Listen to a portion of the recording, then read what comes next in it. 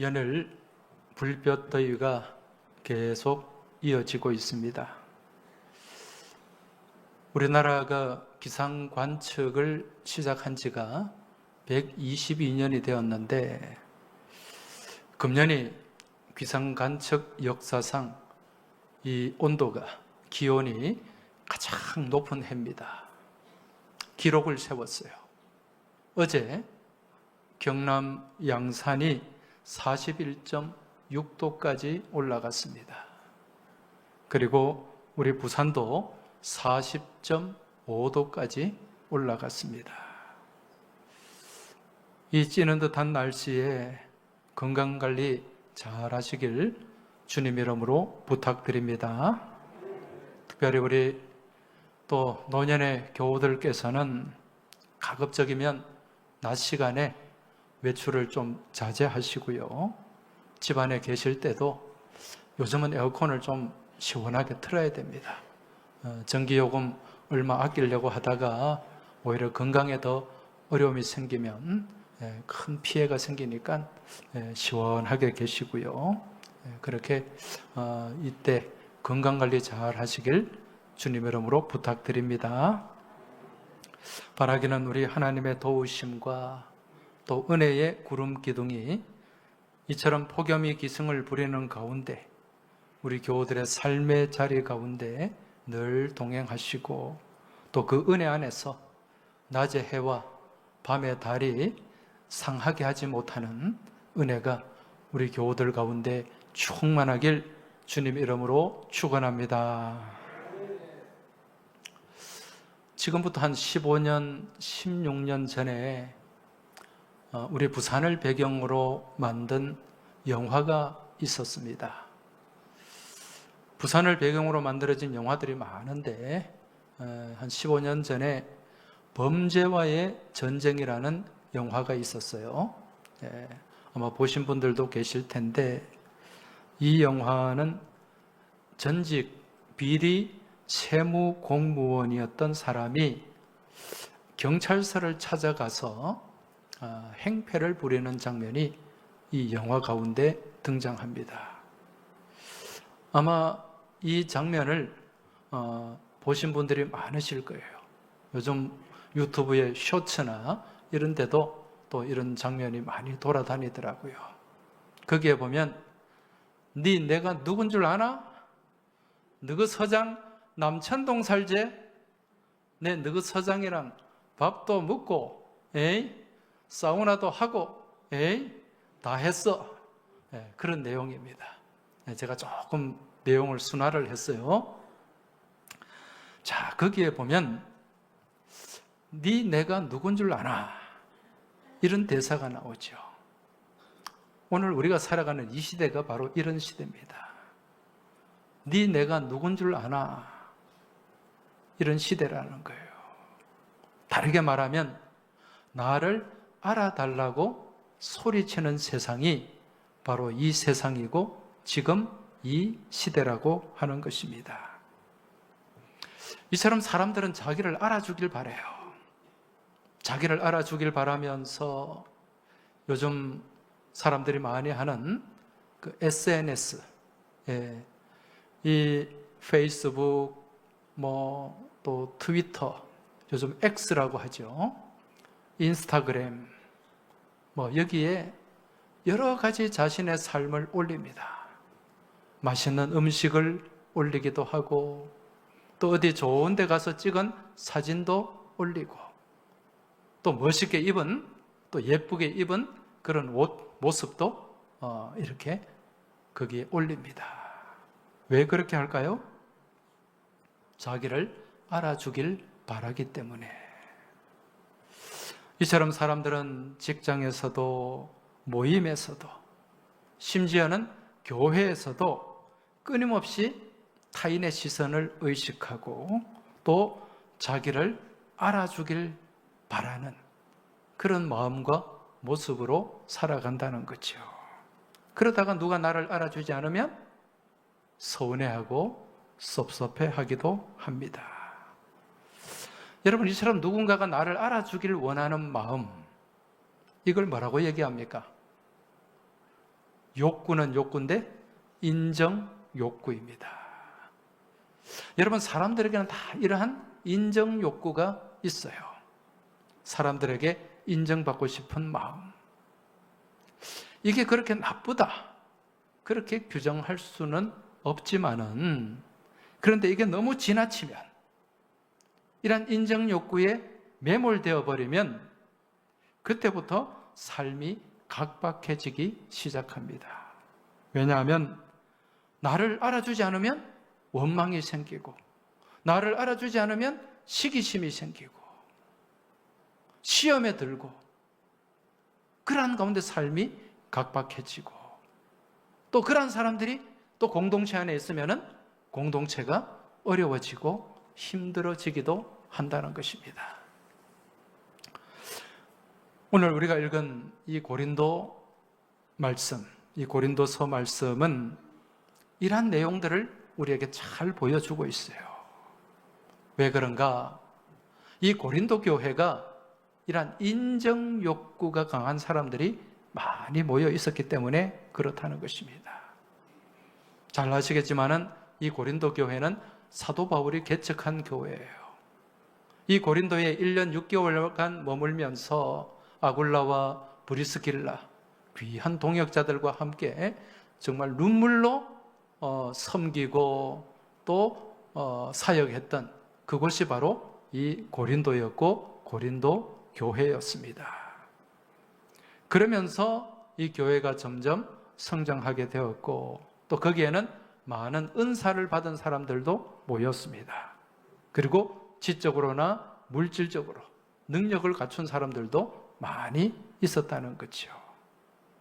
이런 사람들이 모이다 보니까 자기 스스로를 어떻게 생각하는가?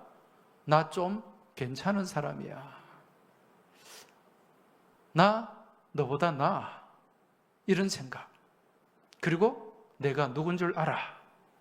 이런 마음으로 인정받기를 원하는 사람. 이렇게 사람들이 나를 인정해 주기를 바라는 그 마음 가운데서 이 고린도 교회 안에서 무엇이 생겼는가? 이 사람들이 무엇을 만들었는가? 파벌을 만들었어요. 서로 알아주는 사람. 네 내 괜찮지? 나도 네 괜찮아. 그러면서 파벌을 만드는 거예요. 파당을 만드는 거예요. 그렇게 만든 파벌이 뭐였습니까?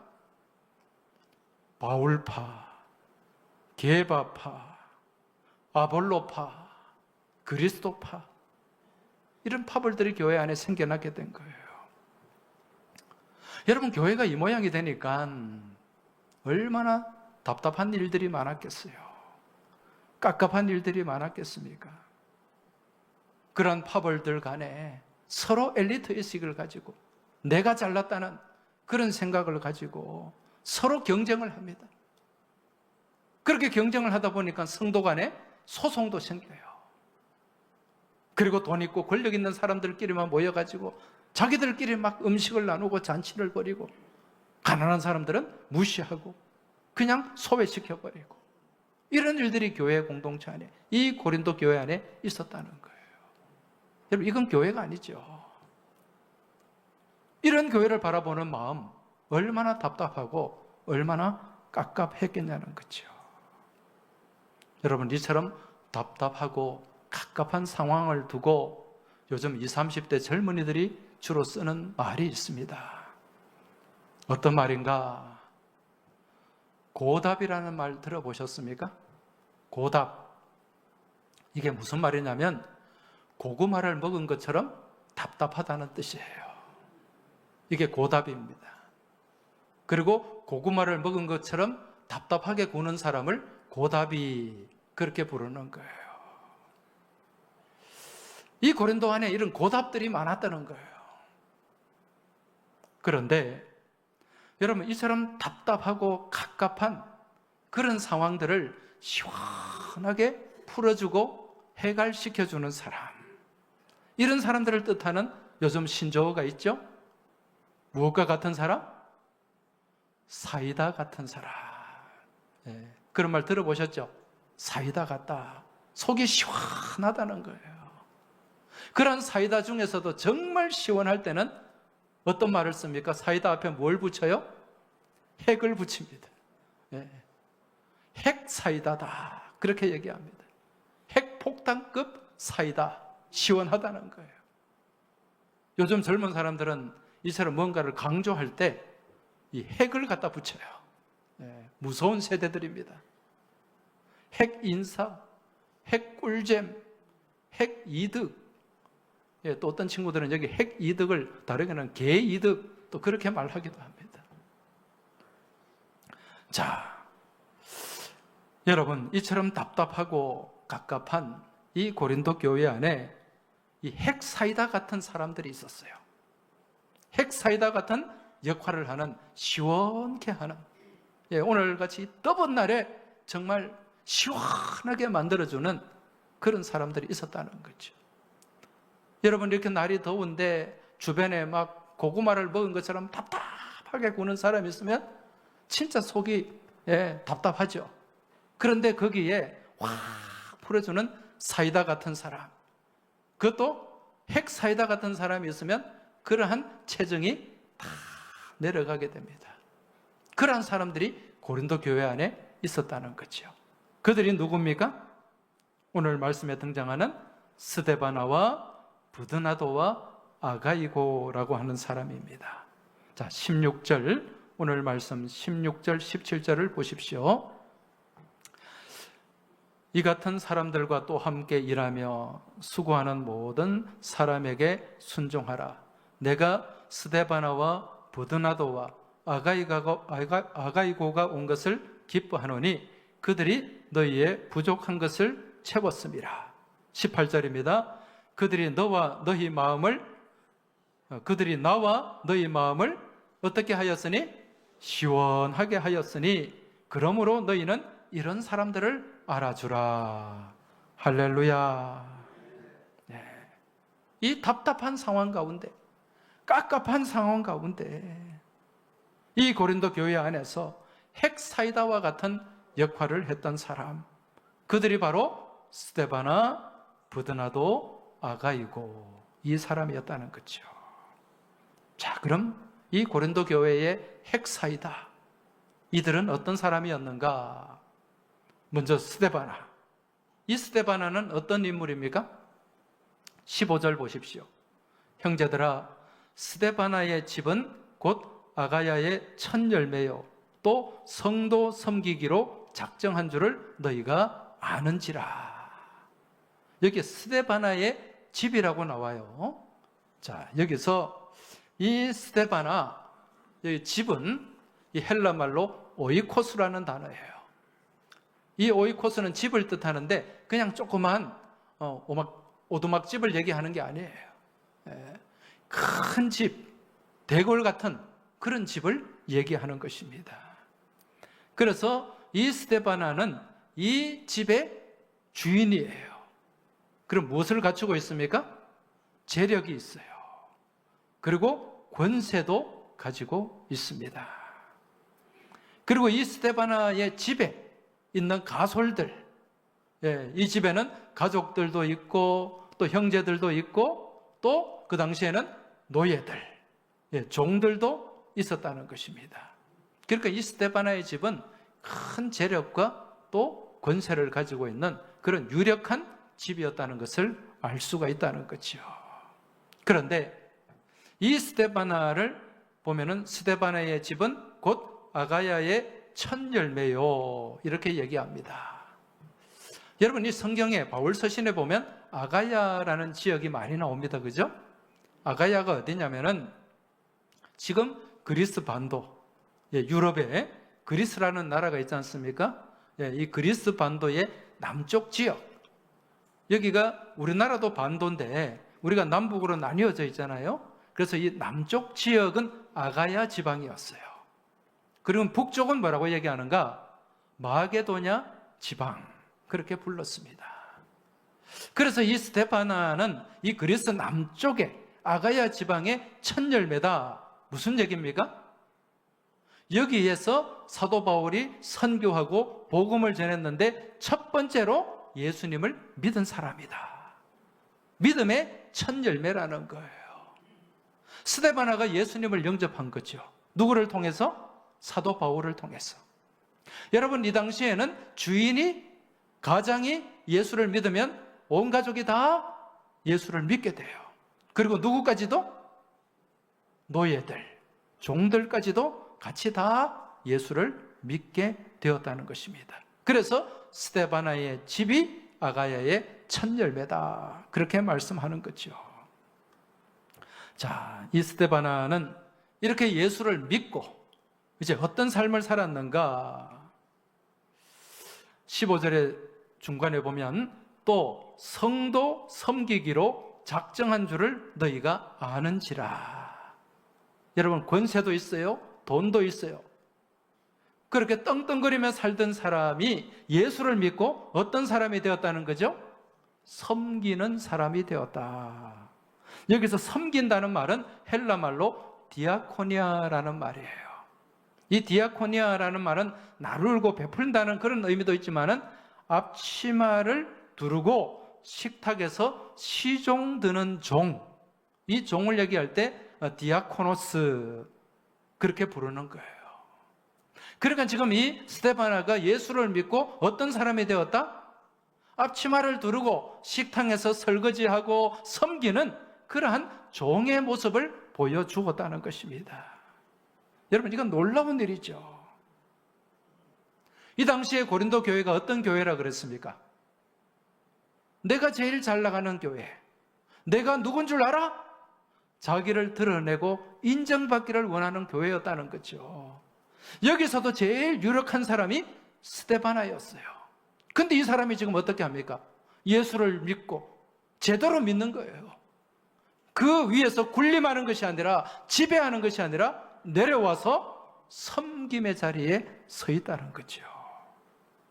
여러분, 교회에서 제일 유력하고 잘 나가는 사람이 가장 낮은 곳에서 섬긴다고 생각해 보세요.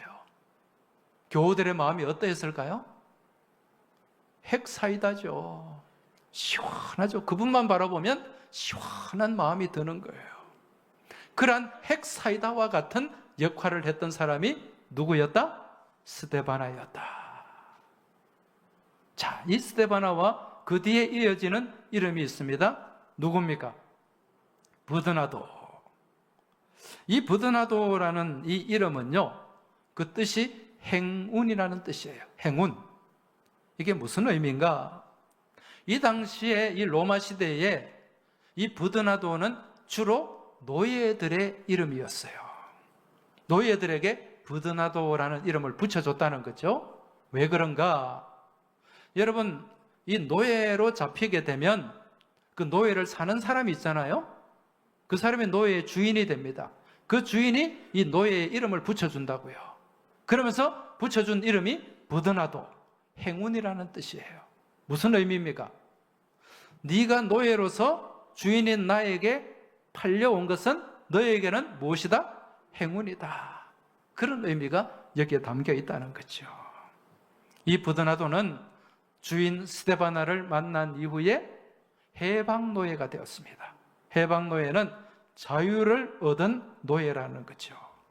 그리고 스데바나가 복음을 영접한 이후에 이제 스데바나와 함께 예수를 믿게 된 거죠. 그리스도를 구주로 영접하게 되고, 그러면서 이 교회를 같이 섬겼습니다. 어떻게 섬겼는가? 17절에 내가 스데바나와 부드나도와 아가이가가 온 것을 기뻐하노니 그들이 너희의 부족한 것을 채웠음이라. 할렐루야. 무엇을 채웠다고요? 부족한 것을 채웠다. 여러분, 고린도 교회는 부족한 것이 많았어요. 이 교회 안에 파벌들도 있고 서로 소송하고 막 문제들이 생기다 보니까 일단 재정적으로도 부족했어요. 재정적으로 부족하고 또 기도도 부족한 교회였어요. 여기서 부족한 것을 채웠다, 이 말씀은 이 스데바나와 부드나도와 아가이고가, 여러분, 스데바나는 무엇을 가지고 있어요? 물질을 가지고 있잖아요. 물질로 부족한 것을 채우고, 이 부드나도와 또 이 아가이고는 무엇으로? 영적으로, 기도로 부족한 것을 채웠다는 것입니다.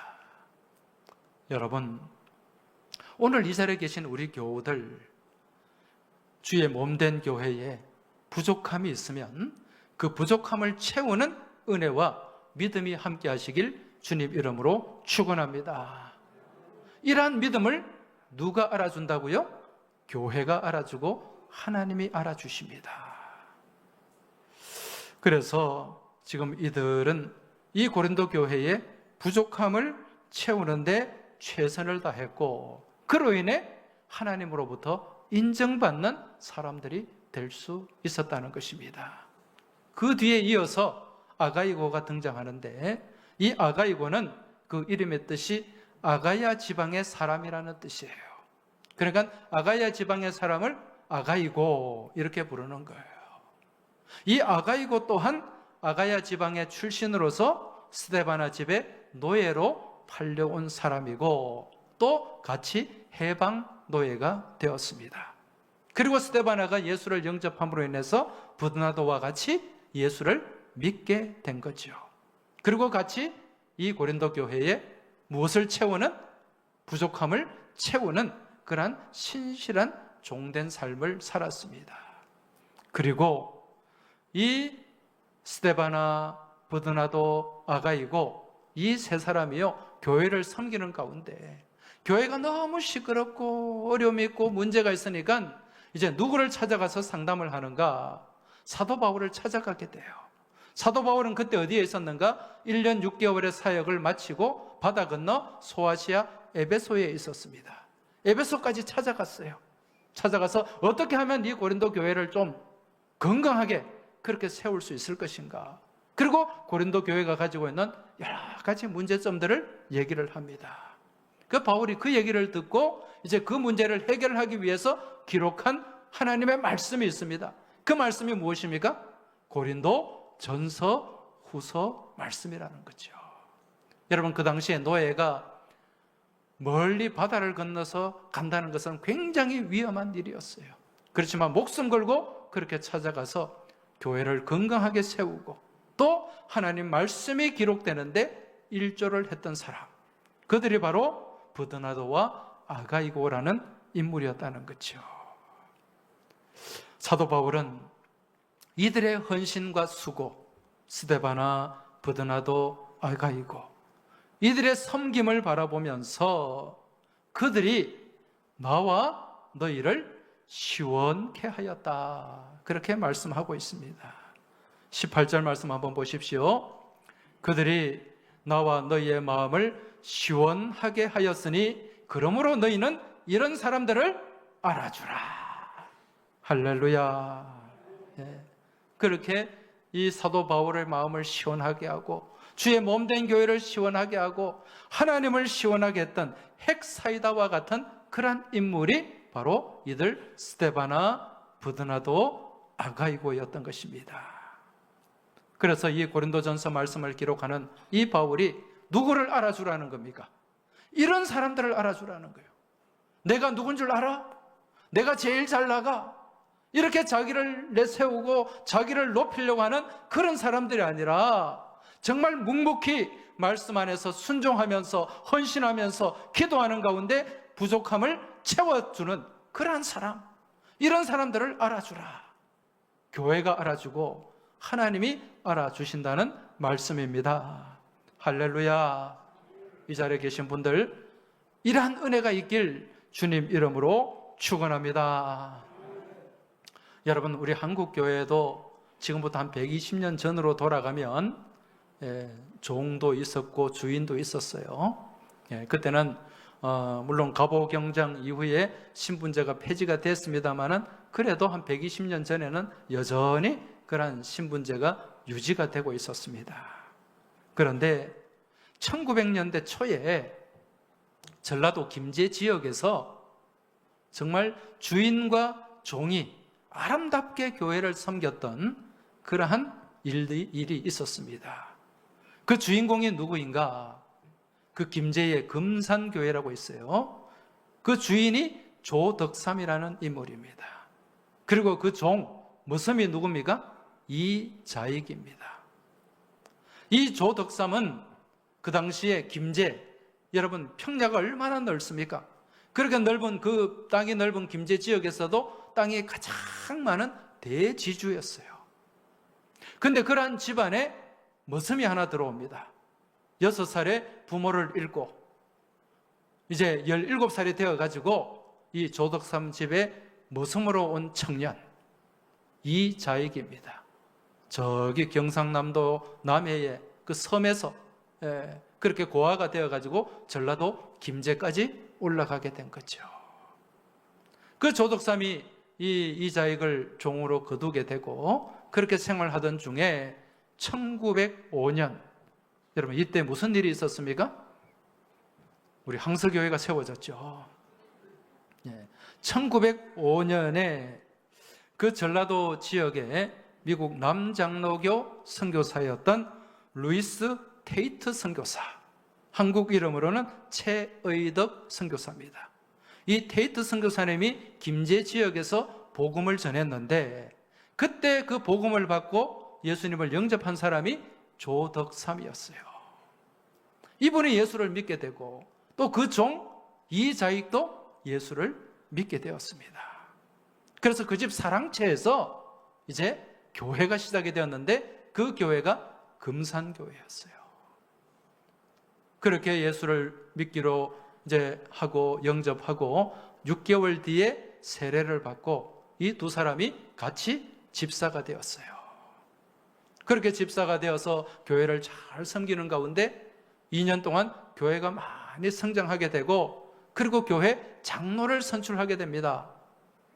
그렇게 장로를 선출하는데 그 후보가 조덕삼 집사, 이자익 집사예요. 여러분 누가 장로가 돼야 됩니까? 누가 돼야 돼요? 조덕삼이 돼야죠. 우리 사람들의 생각에는. 그런데 투표 결과를 보니까 어떻게 됐습니까? 이자익 머슴이 장로가 된 거예요.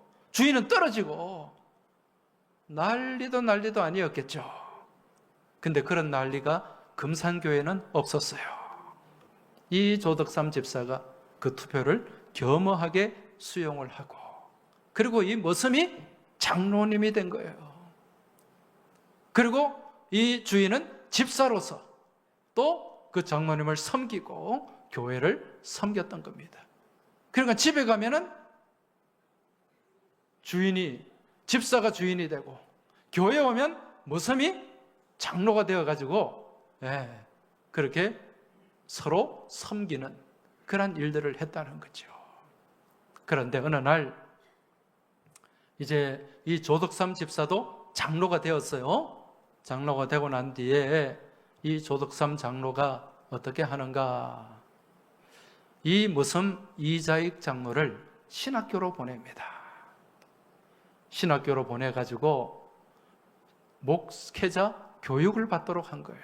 4년 동안 평양까지. 여러분 거기에 들어간 모든 비용을 이 조덕삼 장로가 다 후원을 해 주었습니다.